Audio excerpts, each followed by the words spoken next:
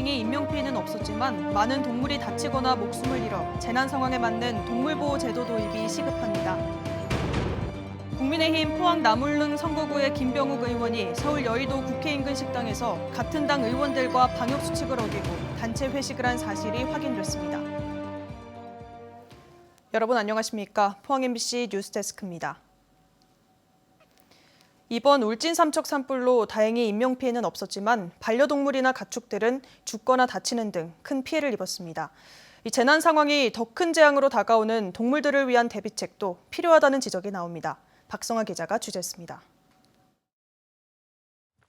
산불이 덮친 경북 울진군의 한 마을. 완전히 타버린 집을 검은 개 한 마리가 지키고 있습니다. 새끼들을 보살피고 있는 개도 화마에 놀란 듯 잔뜩 경계하는 모습입니다. 이 개들은 무사했지만 집에 묶여있던 일부 반려동물들은 불길을 피하지 못하고 목숨을 잃기도 했습니다. 허리 밑으로는 다 타버렸고 한 마리는 눈하고 뭐 이게 다쳐가지고. 가축들도 화마를 피하지 못했습니다.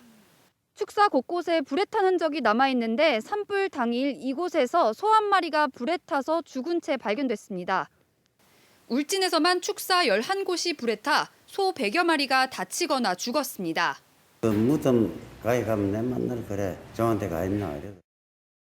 하지만 재난 상황에서 가축은 물론 반려동물조차 함께 대피할 수 없습니다. 재난 대피소에는 안내견을 제외한 동물을 데려갈 수 없다는 지침 때문입니다. 그건 내 새끼 한 가지인데 내가 아침을 그 밥 주고 저녁을 밥 주고 가서 앉아서 이야기하고 그 내 친구 삼아 그래가 이렇게 왔는데. 반면 미국과 호주, 일본 등에는 재난 발생 시 동물 대피 법안이 마련돼 있고 동물을 버리고 갈 경우 처벌을 받을 수도 있습니다. 우리나라에서도 2019년 강원 고성 산불 이후 동물 대피 법안들이 발의됐지만 국회 문턱을 넘지 못하고 있습니다.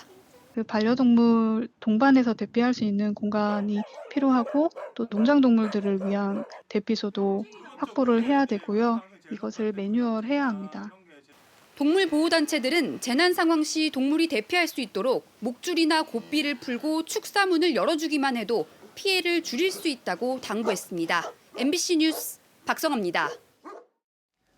포스코홀딩스가 오늘 첫 주총을 개최한 가운데 시민 노동사회단체가 포스코 규탄 시위를 개최했습니다. 기후위기 비상행동과 전국 금속노조, 미얀마 민주주의를 지지하는 시민단체 모임은 기후위기 유발, 노동자 탄압, 미얀마 군부협력기업 포스코를 규탄한다고 밝혔습니다. 이들은 포스코가 그동안 노동환경 문제로 제철소 노동자와 주변 시민들에게 큰 피해를 줬고 미얀마 등 세계 곳곳에 상처를 남겼다고 주장했습니다. 이 때문에 포스코의 반사회적 경영을 중단시켜 사회적 지탄 대상인 최정우 회장과 위험 기업으로 낙인 찍힌 포스코를 바꿔나가겠다고 밝혔습니다. 한편 포스코홀딩스 최정우 회장은 주총에서 올해를 100년 기업으로 태어나는 원년으로 삼고 리얼 밸류 경영을 펼치겠다고 밝혔습니다. 국민의힘 포항 나물릉 선거구의 김병욱 의원이 서울 여의도 국회 인근 식당에서 방역수칙을 어기고 단체 회식을 한 사실이 확인됐습니다. CBS 노컷뉴스에 따르면 국민의힘 윤상현, 김병욱, 구자근 의원 등은 지난 14일 서울 여의도 국회 인근 식당에서 단체 회식을 벌였고 이곳에 총 10명이 참석한 것으로 파악됐습니다. 당시 회식에 참석했던 송자호 피카 프로젝트 공동대표가 이 같은 사실을 폭로했는데 제가 본 국민의힘 모습은 엄청난 실망 그 자체였다며 정권이 바뀐 지 채 일주일이 지나지도 않았는데 당 핵심 관계자들이 방역수칙을 지키지 않고 회식을 하는 모습을 목격하고 경악을 금치 못했다고 밝혔습니다. 한편 서울 영등포구청과 경찰 등에 따르면 지난 16일에도 국민의힘 관계자 30여 명이 여의도 모 식당에서 단체 회식을 하다 시민의 신고로 적발됐습니다. 대선이 끝나자마자 지방선거 분위기가 물밑에서 달아오르고 있습니다. 국민의힘은 다음 주에 공천관리위원회를 열기로 한 데 이어 국민의당과 합동 작업에도 본격적으로 나서고 있습니다. 특히 대구 경북은 국민의힘 공천이 곧 임명장이라는 말이 나돌 정도인데요. 여기에 국민의당까지 가세하면 다가오는 지방선거에서 국민의힘 공천 경쟁이 거의 역대급이 될 것이라는 전망이 나오고 있습니다. 서성원 기자입니다. 대구와 인접한 경산의 경우 오는 지방선거에서 시장 출마 예상자 수가 지금까지 모두 17명. 이 가운데 국민의힘만 14명입니다. 현 경산시장이 3선 제한에 걸려 새로 시장을 뽑아야 하다 보니 우후죽순이라 할 정도로 출마 예상자들이 난립하고 있습니다. 서로가 서로를 바라봐도 진원에 다 도토리 같으니까 교통정리하기도 윤도현 의원도 골치 아플 겁니다. 잘못하면은 공천 받는 사람 말고는 다 돌아설 긴데. 출마 예상자 난립은 경산만의 문제가 아닙니다. 대구 경북이야 국민의힘이 오랜 세월 동안 강세를 보이고 있는 데다 대선까지 이겼으니 공천은 곧 당선이란 인식이 작용한 겁니다. 국민의힘 공천을 받으려는 사람은 적은 곳이 5명, 많은 곳은 18명입니다. 대구 경북이 대선에서 높은 지지율을 보였지만 새 정부가 들어서고 첫 선거다 보니 물갈이 폭도 클 것이란 전망이 많습니다. 대구 제일 높게 나온 게 권지장 때문이라고 생각할까? 이제 새로운 정부가 출범하는 마당이니까 뭔가 좀 변하는 모습을 보여주고 싶겠죠. 지방선거 전에 합당이 이루어지면 대구 중남구 보궐선거에서 비록 졌지만 당선자와 1%포인트도 차이나지 않을 정도로 박빙의 승부를 펼친 국민의당 권영현 대변인을 포함해 국민의당 인사들도 공천 경쟁에 나서게 됩니다. 대구 경북 같은 지역에 있어서는 경선이고 본선이죠. 유권자 의사가 상당히 제한된 것이 사실입니다. 따라서 유권자 의사가 직접적으로 반영이 되고 공천관리심사위원회 같이 정당 지도부의 의견이 좀 덜 반영되는 방식으로 경선이 진행됐으면 좋겠습니다. 지금까지 대구 중남구를 비롯해 주로 국민의힘의 힘센 정치인 입맛대로 정해지던 대구 경북에서 국민의힘 공천에 대해 주민들의 의사를 더 반영해서 결정해야 한다는 목소리가 힘을 얻고 있습니다. MBC 뉴스 서승원입니다. 경북에서는 11일째 하루 10,000명이 넘는 확진자가 발생하고 있습니다. 다음 주로 예측됐던 코로나 정점 기간이 예측보다 길어지면서 의료체계 부담은 더 커질 것으로 예상됩니다. 다음 주 월요일부터 사적 모임 인원은 8명으로 늘어납니다. 이도훈 기자입니다. 오늘 0시 기준으로 경북에서는 코로나19 확진자가 18,072명입니다. 일주일 전과 비교하면 7,700여 명 증가한 수치입니다.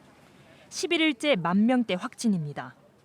지역별로는 포항이 3,412명으로 가장 많고 안동 1,011명, 영주 908명, 상주 544명, 문경 409명, 예천 357명 등입니다. 다음 주로 예측된 코로나 정점 기간이 더 길어질 것으로 예상돼 의료체계의 부담은 늘어나게 됐습니다. 중증 환자를 맡고 있는 감염병 전담병원인 안동의료원. 확진자의 상태를 실시간 확인하는 모니터가 여러 대 설치돼 있습니다. 의료진 1명당 환자 1.3명을 돌보는데 환자 75%, 즉 대다수가 침상 또는 치매 확진자입니다. 실제로 현장을 가보면 거의 중등증 또는 위중증 환자예요. 그리고 위중증의 병상에 사용해야 될 환자인데 저희가 전원을 못 해가고 저희가 그냥 안고 있는 환자들도 있거든요. 이 의료원의 병상 가동률은 46.1%로 여유가 있다지만 환자를 더 받기 어려운 상황인 겁니다.